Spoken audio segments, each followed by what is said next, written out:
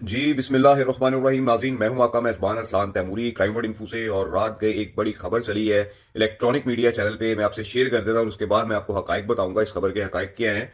नाज़रीन, सबसे पहले खबर ये शेयर करते हैं कि बलाज के साथ जो उसका एक दोस्त घूमता था फिरता था, आपने टिकटॉक वीडियोज में अक्सर देखा होगा, एहसन शाह, इसे जो है वो रात के जो है वो पुलिस ने हिरासत में लिया है।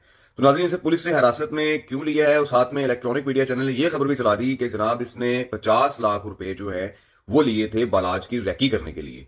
और खुद जो है ये उमरा में बैठा हुआ था सऊदी अरब, और वहां से जो है ना वो राब्ते में था, और इसने 50 लाख रुपए लिए थे बलाज की रैकी करने के लिए। इसने इन्फॉर्मेशन दी बलाज की, और वो जो कातिल है वहां पर पहुंचे और उन्होंने जो है ना वहां पर बलाज को मार दिया। और रैकी जो है वो कहने में आ रहा है जी इलेक्ट्रॉनिक मीडिया चैनल के मुताबिक कि रैकी जो है वो की है एहसन शाह ने।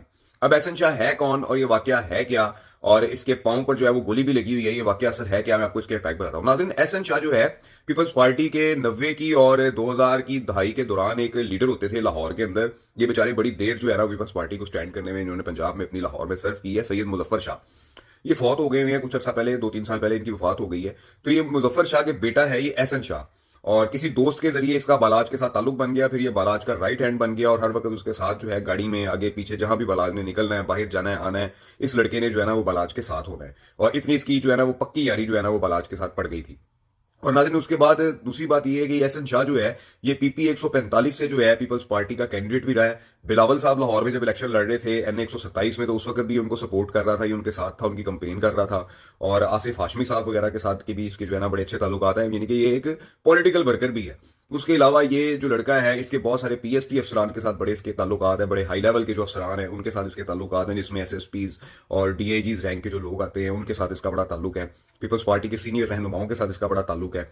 तो ये लड़का जो है ये बालाज का राइट हैंड बना हुआ था, और जो है उसके साथ ही घूमता था, फिरता था, आता था, जाता था। नाज़रीन, होता ये है कि ये लड़का जो है इसने भी, चूंकि बलाज के साथ जितने भी लड़के मिलने जुलने वाले होते थे, तो वो बलाज के साथ रहते हुए अपने आप को भी जो है वो एक बहुत बड़ी जो पर्सनैलिटी और एक बहुत बड़ा दुश्मनदार समझने लग पड़ते थे कि हमारे दोस्त दुश्मनदार हैं तो हम भी दुश्मनदार हैं। इस तरह उसके बाद जितने भी जाने वाले लड़के हैं, टिकटॉक बनाने वाले जो है, आजकल चूंकि जो बच्चे हैं जो आजकल बड़ी टिकटॉक्स बनाते हैं जाकर अपना सेलिब्रिटीज के साथ, तो इन सब का जो है ना वो एक उसको देखते हुए जो है ना वो दुश्मनी में कदम रखना और इस किस्म का पहलवानों में बैठना और इस किस्म की चीजें उनके अंदर आई हुई थी, और वो बहुत ज्यादा जो है ना इस मामले में पॉजिटिव हुए हुए थे।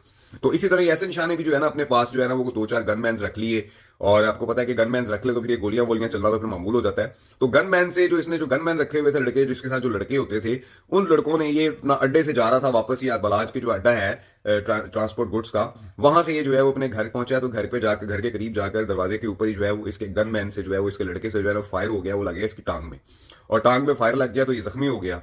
तो उसके बाद उन्होंने इस बात को दबा लिया, कोई पुलिस कार्रवाई नहीं हुई, कोई मतलब इस किस्म का मामला नहीं हुआ। आखिरकार जब किसी की भी टांग में खुद से भी फायर लग जाए तो उसमें पुलिस कार्रवाई होती है, तो पुलिस कार्रवाई कोई नहीं हुई। और इसका इंटरव्यू भी 1-2 आगे के जी मेरे से वो गलती से टांग में फायर लग गया, हमारे लड़के पैनिक हुए हैं बलाज के मर्डर की वजह से, और इस किस्म के इसने जो है वो बयान दिए, जिसकी वजह से पुलिस ने जो है ना इसको गिरफ्तार किया है। और ये फायर की इंक्वायरी जो है ना इसकी वजह से पुलिस ने इसको गिरफ्तार किया है। अभी तक हमारे पास मुस्बत जराए से, जो मुकम्मल जराए हैं, दुरुस्त जराए हैं, उनसे ये खबर बिल्कुल बाहर नहीं आ सकी है कि इसने 50 लाख रुपया लिया था और जो है ये जो लड़का है ये उसको कत्ल करवाने में शामिल है। इस तरह की कोई मुस्बत खबर जो है नहीं आई है। एक इलेक्ट्रॉनिक टीवी मीडिया चैनल के जो रिपोर्टर है उसने ये खबर जो है ना वो ब्रेक की है, और अभी तक पुलिस से जो तफ्तीश हो रही है, पुलिस से जो हमारी जो मेरे पास जो जराए आ रहे हैं उनके मुताबिक इस मामले की तफ्तीश नहीं की जा रही। हाँ, अलबत्ता पूछ कुछ थोड़ी बहुत होती है कि आप उसके साथ थे, क्या इन्फॉर्मेशन है आपके पास, लेकिन ये कोई अभी इस चीज के मुस्बत सबूत और इस चीज कोई चीज ऐसी सामने नहीं आ सकी है जिससे ये साबित हो कि एहसन शाह ने 50 लाख रुपया लेकर तो जो है वो बलाज को जो है ना उसकी रैकी की थी, उसको रैकी दी थी और खुद उम्र पे चला गया था। इस किस्म की बातें सोशल मीडिया पे हो रही हैं, तो ये सिर्फ सोशल मीडिया की जो है ना वो बातें हैं, तो आप इन पे बिल्कुल यकीन ना करें जब तक पुलिस की तरफ से कोई हतमी जो है वो फैसला, हतमी प्रेस रिलीज और हतमी जो है इस चीज की इन्वेस्टिगेशन की रिपोर्ट सामने नहीं आ जाती। ये सब कयास नहीं है कि उसके साथ रहने वाले ने 50,000 लिया और 50 लाख ले लिया और रैकी दे दी, और पिस्टल किसने पकड़ा दिया, पिस्टल कैसे आ गया, ये सब की सब कयास रहियां चल रही हैं इस वक्त। हकायक आपको पुलिस की इन्वेस्टिगेशन रिपोर्ट जब मुकम्मल होगी उसमें आपके सामने आएंगे कि किसने क्या किया, किसका क्या किरदार था। इसके साथ नाज़रीन इजाजत दीजिए। अस्सलाम वालेकुम।